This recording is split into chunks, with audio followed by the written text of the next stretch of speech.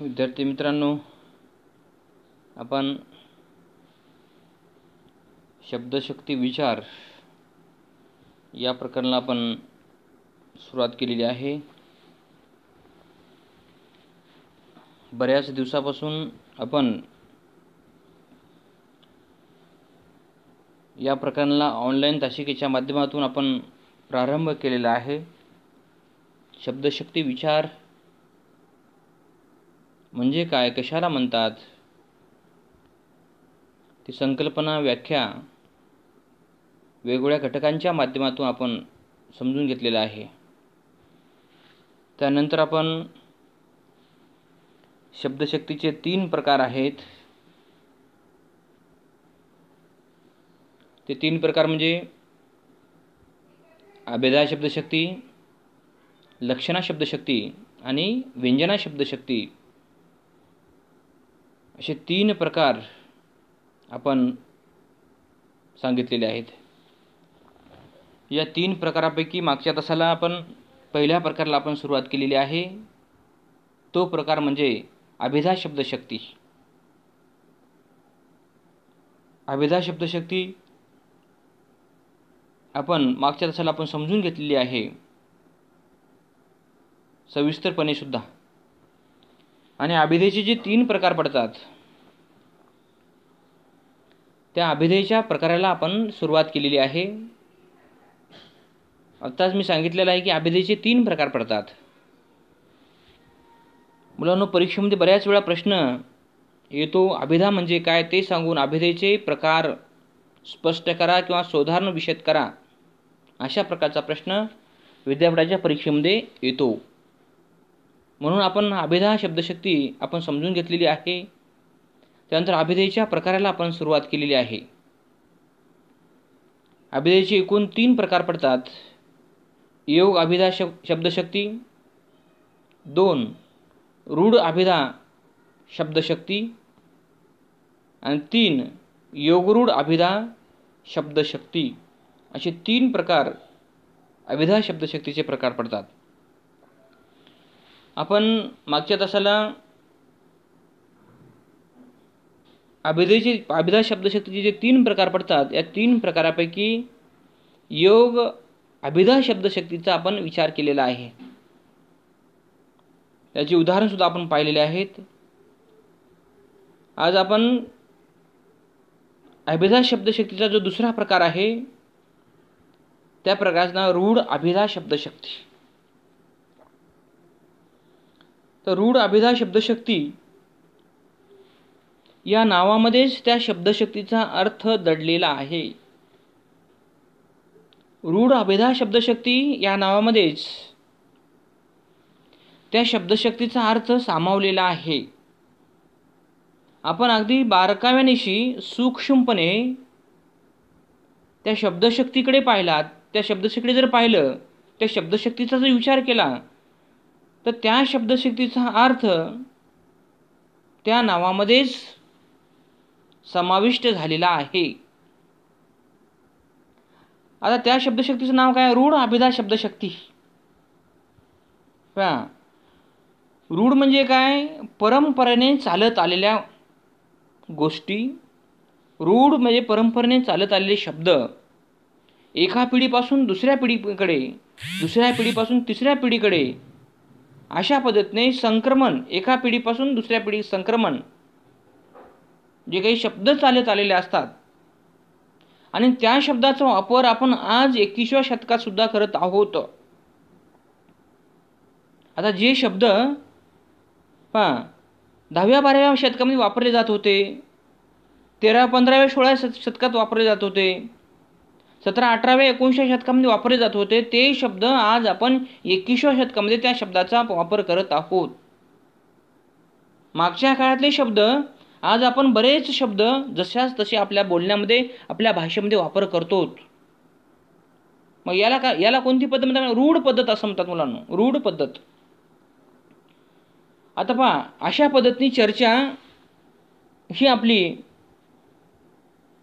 या रूढ अभेदा शब्दशक्तीच्या माध्यमातून आपण करत आहोत.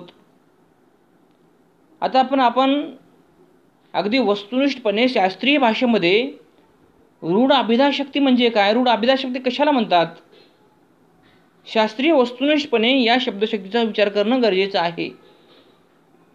तर ज्या शब्दाचा अर्थ व्युत्पत्तीने न काढता, ज्या शब्दाचा अर्थ व्युत्पत्तीने न काढता रूढार्थाने त्या वर्णसमूहाचा या शब्दाचा अर्थ निश्चित केला जातो. ज्या शब्दाचा अर्थ व्युत्पत्तीने न काढता रूढार्थाने त्या शब्दाचा अर्थ निश्चित केला जातो. ज्या शब्दाचा अर्थ व्युत्पत्तीने न काढता रूढ अर्थाने त्या शब्दाचा अर्थ निश्चित केला जातो किंवा काढला जातो किंवा व्यक्त केला जातो, तेव्हा अशा शब्दशक्तीस रूढ अभिधा शब्दशक्ती असे म्हणतात. पुन्हा एकदा रूढ अभिधा शब्दशक्तीचा अर्थ समजून घ्या. पुन्हा एकदा मी सांगतो, ज्या शब्दाचा आपण अभिधा शब्दशक्तीचे 3 प्रकार आहेत. पहिली शक्ती कोणती आहे, योग अभिधा शब्दशक्ती. योगचा अर्थ काय, व्युत्पत्ती आहे. त्या शब्दशक्तीमध्ये एखादा शब्द उच्चारल्यानंतर त्या शब्दशक्तीचे विग्रह पद्धतीने फोड करून त्या शब्दाचा मूळ शब्द कोणकोणता आहे आणि त्या शब्दाचे वेगवेगळे घटक अवयव कोणकोणते आहेत आणि त्या वेगवेगळ्या घटक अवयवापासून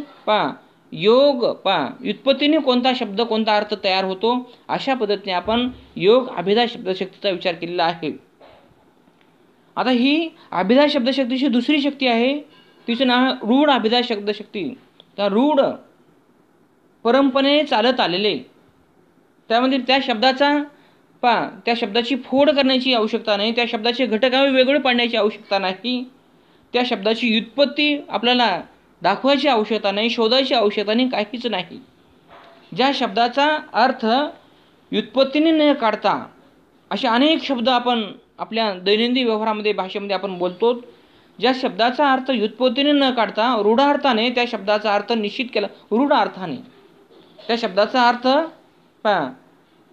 रूढ अर्थाने निश्चित केला जातो, तेव्हा अशा शब्दशक्ती रूढ अभिधा शब्दशक्ती असे म्हणतात. आणि असे काही शब्द आपल्या समाजामध्ये, आपल्या समूहामध्ये, आपल्या सोसायटीमध्ये असे काही शब्द आहेत की तो शब्द कसा तयार झालेला आहे, कुणी तयार केलेला आहे, का निर्माण झालेला आहे, या शब्दाचा इतिहास काय आहे, पार्श्वभूमी काय आहे, या शब्दाची निर्मिती काय आहे, व्युत्पत्ती काय आहे, आपण त्या शोधाच्या भानगडीत पडत नाही. इतकी आपल्याला सवय झालेली असते. उदाहरणामध्ये मंडप. तर मंडप म्हणल्यानंतर आपल्या समोर एक प्रतिमा समोर येते की 4 लाकडं उभी केली जातात आणि त्यावर काहीतरी समजा कपडा वगैरे टाकला जातो, त्याला काय म्हणतात, मंडप म्हणतात. मंडप लग्नाचा असतो, मंडप कार्यक्रमाचा असतो, वगैरे वगैरे. मंडप म्हणल्यानंतर आपल्या समोर एक प्रतिमा तयार होते. पण याला मंडपच का म्हणतात, हा शब्द कशाने आलेला आहे, रूढीने आलेला आहे. समाजाने याला मान्यता दिलेली आहे. विद्यार्थी मित्रांनो, हा रूढ झालेला आहे, हा मळलेला आहे, हा सर्वांच्या पसनी पडलेला आहे. त्यामुळे मंडप हा शब्द उच्चारल्यानंतर, कारण या शब्दामध्ये हा शब्द उच्चारल्यानंतर आपल्या मनामध्ये वेगवेगळे अर्थ निर्माण होत नाहीत, तर एकच अर्थ निर्माण होतो मुलांनो. कारण आपण अगदी लहानपणापासून, आपण पिढ्यानपिढ्यापासून तो शब्द आपण वापरत आलेला आहोत. आपला तो शब्द रूढ आपल्या घरामध्ये, आपल्या कुटुंबामध्ये, आपल्या गावामध्ये तो शब्द रूढ झालेला आहे, सर्व परिचित झालेला आहे. मंडप लहान लेकराला जरी विचारलं मंडप कशाला म्हणतात, तो लगेच डोळे झापून सांगेल मंडप या शब्दाचा अर्थ. आपण दुसरा शब्द घेऊ मुलांनो, झाड. झाड हा शब्द उच्चारल्यानंतर किंवा बोलण्यातून व्यक्त झाल्यानंतर किंवा एखादा व्यक्ती बोलत असताना आपल्या कानावर पडल्यानंतर आपण झाड या शब्दाचा अर्थ वेगळा शोधण्याची आवश्यकताच नाही. कारण झाड शब्द माहिती आहे आपल्याला. कारण एखादं छोटं रोपटं लावलं जातं, ते रोपटं मोठं होतं, मोठं झाल्यानंतर असं छोटे त्याचे फांद्या विस्तारतात, त्याची सावली आपल्या सर्वांना मिळते, त्यापासून लाकडे मिळतात, त्यापासून वेगवेगळे वस्तू तयार केल्या जातात.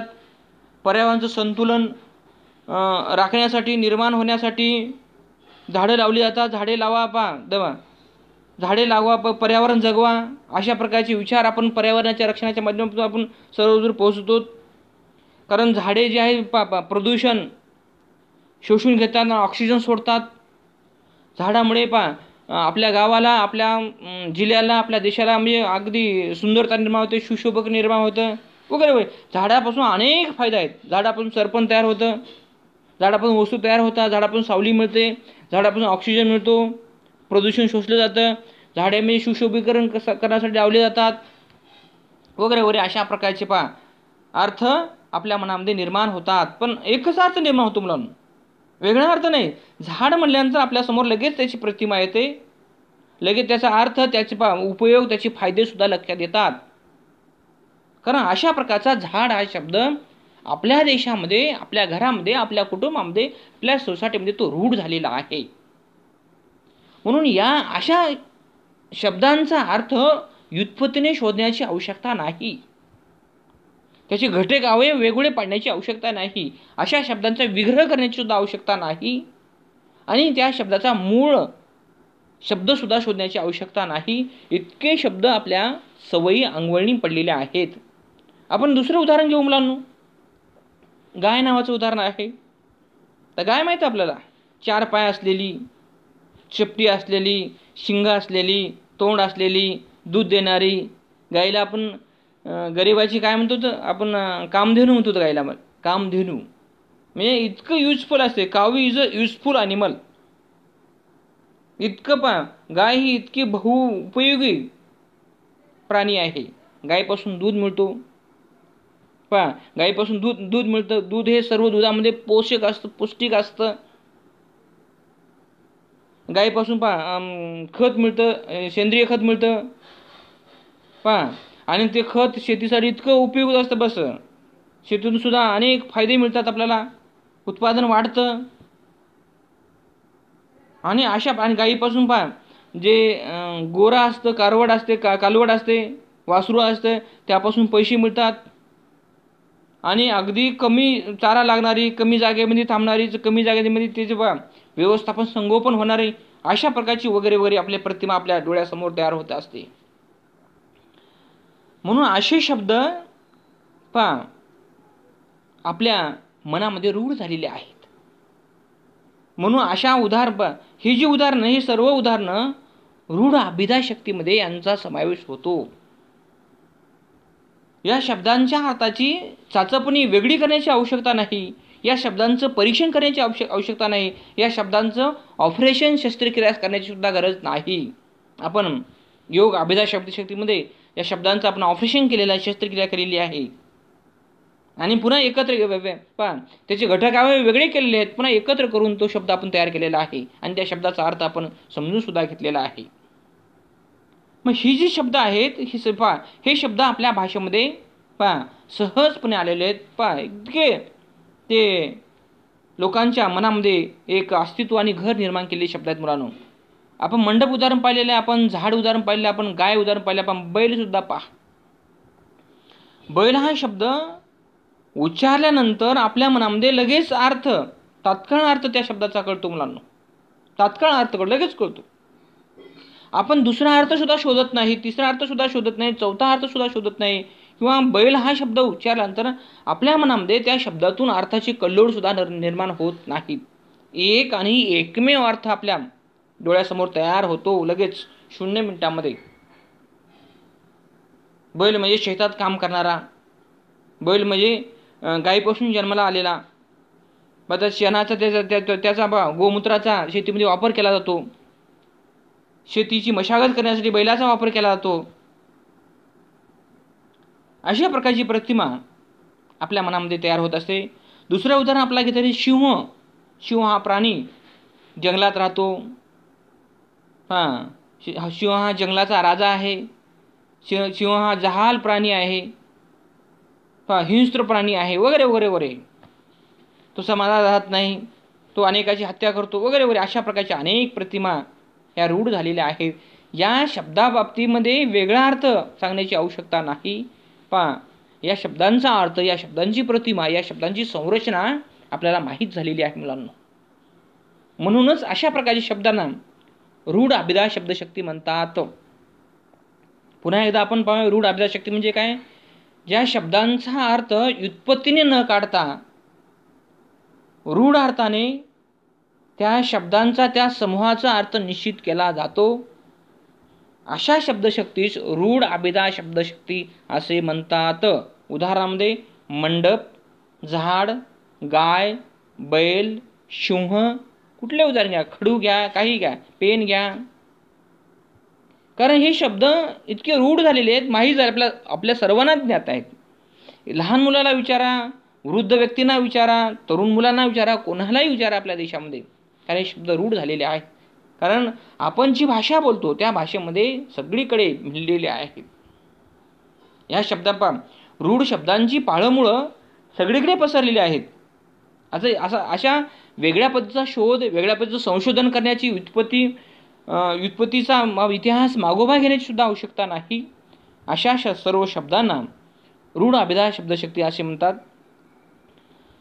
आतापर्यंत आपण अभिधेयचे 3 प्रकार आपण सांगितलेले आहेत. योग अभिधा शब्दशक्तीचा विचार केलेला आहे. आत्ताच आपण रूढ अभिधा शब्दशक्तीचा विचार केलेला आहे. आपण आज तिसऱ्या शब्दशक्तीचा आपण विचार करणार आहोत मुलांनो. तिसरी अभिधेयची तिसरी शब्दशक्ती आहे योग रूढ अभिधा शब्दशक्ती. पहा, योग रूढ अभिधा शब्दशक्ती. अभिधेयचे अभिधा शब्दशक्ती 3 प्रकार. योग अभिधा शब्दशक्ती दुसरा आहे, पहिला आहे योग अभिधा शब्दशक्ती, दुसरा आहे रूढ अभिधा शब्दशक्ती, तिसरा आहे योग रूढ अभिधा शब्दशक्ती. असे 3 प्रकार अभिधा शब्दशक्तीचे आहेत. पहिला योग, दुसरा रूढ, तिसरा या 2 शब्दशक्तीच्या संमिश्राने, या 2 शब्दशक्तीच्या संयोगाने तिसरी शब्दशक्ती तयार झालेली आहे. या 2 शब्दशक्तीच्या संमिश्रणाने व्यामिश्राने तिसरी शब्दशक्ती तयार झालेली आहे. त्या शब्दशक्तीला योग रूढ अभिधा शब्दशक्ती. आता योग रूढ अभिधा शब्दशक्ती आपण योग अभिधा शक्ती पाहिलेला आहे, रूढ अभिधा शब्दशक्ती पाहिलेला आहे. दोन्ही शब्दशक्ती आपण या संकल्पना समजून घेतल्या, त्यांची व्याख्या सुद्धा समजून घेतलेल्या आहेत. त्यामुळे तिसरी शक्ती जी शक्ती आहे, या 2 शक्तीच्या सुरेख संगमातून ही तिसरी शब्दशक्ती तयार झालेली आहे. आणि त्या तिसऱ्या शब्दशक्तीचं नाव आहे योगरूढ अभिधा शब्दशक्ती. या शब्दाचा अर्थ स्पष्ट होण्यासाठी, आता कोणतेही शब्द असेल, आपण जे शब्द आपण बोलतो, आपण जे शब्द ऐकतो, आपण जे शब्द लिहितो, आपण जे शब्द भाषेसाठी वापरतो मुलांनो, अशा शब्दांचा अर्थ स्पष्ट होण्यासाठी असे काही शब्द आहेत मुलांनो की एका शब्दाचा 2 पद्धतीने सुद्धा अर्थ आपल्याला मांडता येतो, व्यक्त करता येतो, लिहिता येतो, सांगता येतो. अशा शब्दांचा अर्थ स्पष्ट होण्यासाठी योग व रूढ शब्दशक्तीची मदत घ्यावी लागते. एका शब्दाचा 2 पद्धतीने सुद्धा आपला विचार करता येतो, एका शब्दाचे 2 अर्थ सुद्धा सांगता येतात. आपण त्या शब्दाकडे कसं पाहतो, त्या शब्दाच्या अर्थाची आपल्याला कशी गरज आहे, त्यावर या गोष्टी अवलंबून आहेत मुलांनो. आणि ही जी तिसरी अभिधा शब्दशक्तीची तिसरी शक्ती आहे, या 2 शक्तीवर अवलंबून ही तिसरी शक्ती आहे मुलांनो. या 2 योग आणि योग शब्दशक्ती, रूढ शब्दशक्तीवर अवलंबून तिसरी शक्ती आहे. आणि त्या तिसऱ्या शक्तीचं नाव आहे योग रूढ अभिधा शब्दशक्ती. तर या शब्दशक्तीची व्याख्या काय आहे? शब्दाचा अर्थ स्पष्ट होण्यासाठी योग व रूढ शब्दशक्तीची मदत घ्यावी लागते. योग व रूढ शब्दशक्तीच्या मदतीशिवाय योग रूढ अभिधा शब्दशक्तीतून अर्थ व्यक्त होत नाही, स्पष्ट होत नाही. अर्थ जर स्पष्ट करायचा असेल, अर्थ जर स्पष्ट मांडायचा असेल, त्यातून व्यक्त करायचा असेल, अभिव्यक्त करायचा असेल, तर योग शब्दशक्तीचा आणि रूढ शब्दशक्तीची मदत घ्यावी लागेल. तेव्हाच योग रूढ अभिधा शब्दशक्तीतून अर्थ व्यक्त होतो, अन्यथा होणार सुद्धा नाही. तेव्हा त्यास योगरूढ अभिधा शब्दशक्ती असे म्हणतात. शब्दाचा अर्थ स्पष्ट होण्यासाठी, व्यक्त होण्यासाठी योग व रूढ अभिधा शब्दशक्तीची मदत घ्यावी लागते, तेव्हा त्यास योगरूढ अभिधा शब्दशक्ती असे म्हणतात. उदाहरणार्थ पंकज, पंकज हा शब्द आपण ऐकलेला आहे. पंकज, तर योग अर्थाने पंकज या शब्दाचा अर्थ काय आहे? बेडूक आहे, कीटक आहे. पंकज म्हणजे काय? योग अर्थाने. योग म्हणजे कळालं का मुलांनो? योग म्हणजे व्युत्पत्ती. योग म्हणजे काय? व्युत्पत्ती. पहा, पंकज या शब्दाचा योग अर्थाने अर्थ काय होतो? बेडूक, कीटक. तर पंकज हा जो शब्द आहे, योग अर्थाने आपला पंकज या शब्दाची आपल्याला फोड करता येते, विग्रह करता येते. पंकज, पंक अधिक ज, पंक अधिक ज, पहा बरोबर बेडूक, कीटक, योग अर्थाने मुलांना. आता रूढ अर्थाने आपण काय पंकज या शब्दात, पंकज या शब्दातून रूढ अर्थाने कोणता शब्द व्यक्त होतो, कोणता शब्द पहा अभिव्यक्त होतो, आपला कोणता शब्द स्पष्ट होतो, सांगता येतो. आपण पंकज शब्दाचा पहा योग अर्थाने योग शब्दशक्तीच्या माध्यमातून पंक अधिक ज बरोबर बेडूक, कीटक, योग अर्थाने अशा प्रकारचे अर्थ व्यक्त होतात. तर पंकज या शब्दाचा रूढ अर्थाने चिखलात जन्मलेलं कमळ, चिखलात जन्मलेले काय? कमळ, हा रूढ अर्थ. पंकज म्हणजे कमळच. पंकज या शब्दाचा रूढ अर्थाने अर्थ काय होतो? कमळ.